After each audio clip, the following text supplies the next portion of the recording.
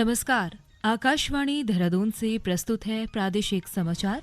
पहले मुख्य समाचार। मुख्यमंत्री पुष्कर सिंह धामी ने नरेंद्रनगर विकास खंड के लिए कई घोषणाएं की। श्री धामी ने आकाशवाणी के देहरादून केंद्र से गढ़वाली समाचार बुलेटिन शुरू होने पर प्रसन्नता व्यक्त की है। नागर विमानन महानिदेशालय हिमालय क्षेत्र में हेलीकॉप्टर पायलटों को विशेष प्रशिक्षण देगा। गंगा दशहरा पर्व पर श्रद्धालुओं ने गंगा में आस्था की डुबकी लगाई। और मौसम विभाग ने प्रदेश में 2 जून तक बारिश और ओलावृष्टि को लेकर ऑरेंज अलर्ट जारी किया है। समाचारों के साथ मैं प्रियंका मलिक। अब समाचार विस्तार से। मुख्यमंत्री पुष्कर सिंह धामी ने कहा है कि टिहरी के गजा स्थित घंटाकर्ण मंदिर को सड़क से जोड़ा जाएगा। उन्होंने कहा कि मुख्य मार्ग से जुड़ने के बाद ये मंदिर विश्व के प्रसिद्ध धामों में शामिल हो जाएगा। इस अवसर पर उन्होंने नरेंद्रनगर विकास खंड के लिए अनेक घोषणाएं भी की। इस बीच मुख्यमंत्री पुष्कर सिंह धामी ने आकाशवाणी के देहरादून केंद्र से गढ़वाली समाचार बुलेटिन शुरू होने पर आकाशवाणी परिवार को शुभकामनाएं दी। इसके साथ ही उन्होंने प्रसन्नता व्यक्त की है।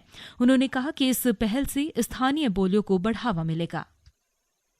क्षेत्रीय भाषाएं हैं, गढ़वाली है, कुमाऊनी है, बहुत सारी हैं।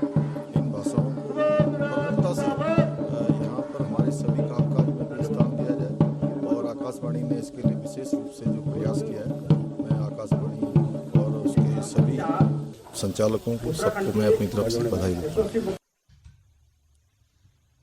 वन एवं तकनीकी शिक्षा भाषा मंत्री सुबोध उनियाल ने कहा कि आकाशवाणी की ओर से गढ़वाली और कुमाऊनी बोलियों में समाचार प्रसारण कर एक अच्छा काम किया गया है। उन्होंने कहा कि सरकार गढ़वाली और कुमाऊनी बोलियों को संविधान के अनुच्छेद 8 में शामिल करने का प्रयास कर रही है। राज्यपाल लेफ्टिनेंट जनरल गुरमीत सिंह ने कहा कि विकसित और आत्मनिर्भर भारत के संकल्प को पूरा करने की जिम्मेदारी राष्ट्रीय कैडेट्स कोर के सभी युवाओं पर है। उन्होंने कहा कि उत्तराखंड में एनसीसी उत्कृष्ट कार्य कर रही है। राज्यपाल ने आज नैनीताल में आयोजित एनसीसी ग्रुप सम्मान समारोह में कहा कि एनसीसी ने पिछले कई दशकों से युवाओं के बीच अनुशासन, समर्पण और देश सेवा की भावना को जीवंत रखा है। श्री सिंह ने कहा कि एनसीसी ने स्वच्छ भारत अभियान, पुनीत सागर अभियान, G20 पर्यावरण के मुद्दों सहित ट्रैकिंग और खेल के क्षेत्र में विभिन्न गतिविधियों के जरिए उत्कृष्ट प्रदर्शन किए हैं। इस अवसर पर राज्यपाल ने एनसीसी के अधिकारियों, कर्मचारियों और कैडेट्स को उत्कृष्ट कार्यों के लिए सम्मानित भी किया। नागर विमानन महानिदेशालय DGCA ने चारधाम यात्रा के दौरान होने वाले हादसों को देखते हुए बड़ा कदम उठाया है। हिमालय क्षेत्र में हेलीकॉप्टर पायलटों को नागर विमानन महानिदेशालय अलग से प्रशिक्षण देगा। महानिदेशालय ने हिमालय क्षेत्र में काम कर रहे हेलीकॉप्टर पायलटों के लिए कड़े दिशा निर्देश जारी किए हैं। इस सीजन से चारधाम यात्रा के दौरान 10,000 फीट की ऊंचाई पर बने हेलीपैड पर यात्रियों को लाने ले जाने वाले पायलटों के लिए एक जांच शुरू की गई थी। जांच में इस बात का पता लग गया है कि हेलीकॉप्टर यात्रा को कैसे ज्यादा सुरक्षित बनाया जा सकता है। इसी के तहत DCGA ने चारधाम यात्रा के दौरान 10,000 फीट पर हेलीपैड के संचालन के लिए पायलटों को खास ट्रेनिंग देने का फैसला लिया है। DCGA के एक वरिष्ठ अधिकारी के अनुसार सुरक्षा उपायों के तहत हिमालय क्षेत्र में काम कर रहे पायलटों को DCGA द्वारा शुरू किए गए नियमों के तहत विशेष प्रशिक्षण मिलेगा। गौरतलब है कि अक्टूबर 2022 में केदारनाथ धाम के पास हेलीकॉप्टर दुर्घटना में एक पायलट समेत 6 तीर्थ यात्रियों की मौत हो गई थी। उत्तराखंड में चारधाम यात्रा के लिए देश भर से बड़ी संख्या में तीर्थ यात्री आते हैं। इस साल केदारनाथ यात्रा 25 अप्रैल से शुरू हो गई है। 20 से 23 अप्रैल तक किए गए निरीक्षण के बाद DCGA ने 7 ऑपरेट द्वारा हेलीकॉप्टर शटल सेवा भी उसी दिन से शुरू कर दी थी। नवोदय विद्यालय समिति ने सत्र 2023-2024 के लिए जवाहर नवोदय विद्यालयों में चयन परीक्षा के जरिए 11वीं कक्षा में प्रवेश के लिए अधिसूचना जारी कर दी है। इच्छुक उम्मीदवार NVS की आधिकारिक वेबसाइट www.navodaya.gov.in से आवेदन कर सकते हैं। ऑनलाइन आवेदन करने की अंतिम तिथि 31 मई है। चयन परीक्षा 22 जुलाई को आयोजित की जाएगी। ऑनलाइन आवेदन पत्र भरने में उम्मीदवारों की सहायता के लिए हेल्पलाइन दी गई है। टोल फ्री नंबर 0120297575 4 पर पूछताछ की जा सकती है। राष्ट्रीय आपदा प्रबंधन प्राधिकरण के सदस्य राजेंद्र सिंह ने उत्तराखंड आपदा प्रबंधन एवं पुनर्वास के सचिव रंजीत सिन्हा की उपस्थिति में चारधाम यात्रा की समीक्षा बैठक की। श्री सिंह ने तीर्थ यात्रा को बेहतर और सुगम बनाने के लिए अधिकारियों से व्यवस्थाओं की जानकारी ली। राष्ट्रीय आपदा प्रबंधन प्राधिकरण के सदस्य ने बताया कि चारधाम यात्रा की प्रधानमंत्री कार्यालय से लगातार निगरानी की जा रही है। उन्होंने यात्रियों की सुगमता और श्रद्धालुओं की बढ़ती संख्या को देखते हुए मार्गों की स्थिति, परिवहन व्यवस्था, स्वास्थ्य शिविर, पुलिस चेकपोस्ट, यात्री पंजीकरण केंद्रों पर योजनाबद्ध ढंग से काम करने के निर्देश दिए। उन्होंने मंदिर परिक्षेत्र में शांतिपूर्ण तरीके से श्रद्धालुओं के दर्शन के लिए विशेष प्रबंध करने को भी कहा। ये समाचार आप आकाशवाणी के देहरादून केंद्र से सुन रहे हैं। आज गंगा दशहरा पर्व के अवसर पर श्रद्धालुओं ने गंगा में आस्था की डुबकी लगाई। हरिद्वार के हर की पैड़ी सहित अन्य गंगा घाटों पर बड़ी संख्या में श्रद्धालुओं ने स्नान किया। तीर्थ पुरोहित उज्जवल पंडित ने बताया कि आज के दिन हर की पैड़ी पर ब्रह्मकुंड में गंगा स्नान करने का विशेष महत्व है। उन्होंने कहा कि गंगा दशहरा पर स्नान करने से 10 तरह के पापों से मुक्ति मिलती है और इस दिन लोग दान पुण्य करते हैं। ज्येष्ठ शुक्ल दशमी का ये पवित्र दिन जब भगवती गंगा जी स्वर्ग लोक से निकलकर यहाँ पृथ्वी लोक पर आई थी, उस दिन आज लोग अपने सभी प्रकार के पापों से मुक्त होने के लिए अर्थात मोक्ष पाने की कामना से इस पवित्र गंगा जी के पावन तट हर की पौड़ी ब्रह्मकुंड पर स्नान करते हैं।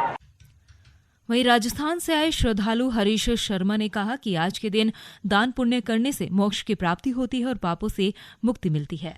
आज गंगा दशमी का स्नान है। आज स्नान करने से पूरे पाप जो है जन्मों जन्मों के वो धुल जाते हैं और आज के दिन दान पुण्य का भी बहुत अच्छा महत्व है। कोई चावल वगैरह दान करते हैं, कपड़े वगैरह जो भी चीज होती है दान करने को मिलते हैं। हम सब अपने परिवार सहित आए हैं हर हर गंगे। उधर उत्तरकाशी जिले के गंगोत्री धाम में भी स्थानीय देवडोलियों और श्रद्धालुओं ने स्नान किया। तीर्थ पुरोहित राजेश सेमवाल ने बताया कि आज के दिन मां गंगा में स्नान करने से सभी मनोकामनाएं पूर्ण होती है। अल्मोड़ा जिले में आओ हम सब योग करें अभियान के तहत योग शिविर का आयोजन किया जा रहा है। योग विभाग 21 मई से 21 जून तक जिले भर में शिविर के जरिए लोगों को योग के प्रति जागरूक कर रहा है। इसी के तहत सोबन सिंह जीना विश्वविद्यालय के योग विज्ञान विभाग 9वें अंतर्राष्ट्रीय योग दिवस की तैयारियों में जुटा हुआ है। योग विज्ञान विभाग के विभाग अध्यक्ष डॉ नवीन चंद्र भट्ट ने बताया कि योग विभाग प्रदेश के साथ ही देश भर में योग शिविर का आयोजन कर रहे हैं। उन्होंने बताया कि विभाग में 1 महीने में 5 लाख लोगों को योग से जोड़ने का लक्ष्य रखा गया है।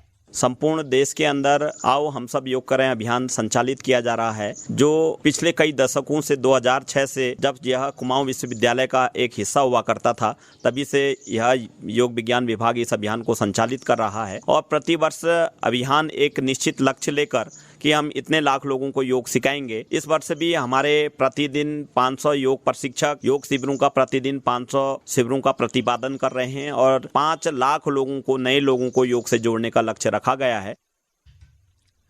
भारतीय जनता पार्टी के राष्ट्रीय नेतृत्व ने केंद्र सरकार के 9 साल पूरे होने के अवसर पर देश भर में महाजन संपर्क अभियान चलाने की घोषणा की है। इसके तहत राज्य में अभियान के लिए रणनीति तैयार की जा रही है। कृषि मंत्री गणेश जोशी ने आज अपने विधानसभा क्षेत्र मसूरी में पार्टी पदाधिकारियों के साथ बैठक की। उन्होंने कहा, महाअभियान के तहत केंद्र सरकार के 9 वर्षों के विकास की उपलब्धियां गांव के अंतिम छोर में खड़े व्यक्ति तक पहुंचाने का प्रयास किया जाएगा। राज्य सेक्टर के तहत देहरादून के लाडपुर, चंपावत के बनपसा, पौड़ी के सतपुली और चमोली जिले के गोचर में पेयजल योजना के पुनर्निर्माण कार्यों के लिए 67 करोड़ 98 लाख रुपए की स्वीकृति जारी कर दी है।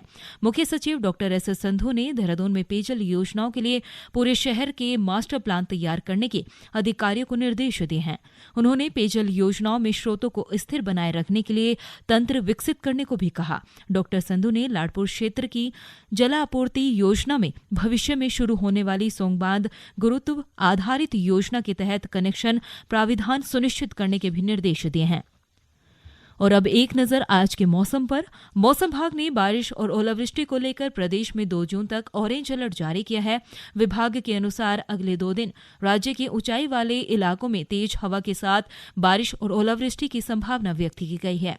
मौसम विभाग ने आज देर शाम को भी कुछ इलाकों में तेज गर्जना बारिश के साथ झोंकेदार हवाएं चलने की आशंका जताई है। इस बीच प्रदेश के देहरादून और मसूरी सहित अनेक इलाकों में आज दोपहर बाद तेज हवाओं के साथ ही बारिश और ओलावृष्टि भी हुई। गढ़वाल और कुमाऊं मंडल में कहीं कहीं बारिश और ओलावृष्टि होने के समाचार है, जबकि सुबह से बादल छाए रहे। अंत में मुख्य समाचार एक बार फिर। मुख्यमंत्री पुष्कर सिंह धामी ने नरेंद्रनगर विकासखंड के लिए कई घोषणाएं की। श्री धामी ने आकाशवाणी के देहरादून केंद्र से गढ़वाली समाचार बुलेटिन शुरू होने पर प्रसन्नता व्यक्त की। नागर विमानन महानिदेशालय हिमालय क्षेत्र में हेलीकॉप्टर पायलटों को विशेष प्रशिक्षण देगा। गंगा दशहरा पर्व पर श्रद्धालुओं ने गंगा में आस्था की डुबकी लगाई। और मौसम विभाग ने प्रदेश में 2 जून तक बारिश और ओलावृष्टि को लेकर ऑरेंज अलर्ट जारी किया है। इसके साथ ही प्रादेशिक समाचार का ये बुलेटिन समाप्त हुआ। नमस्कार।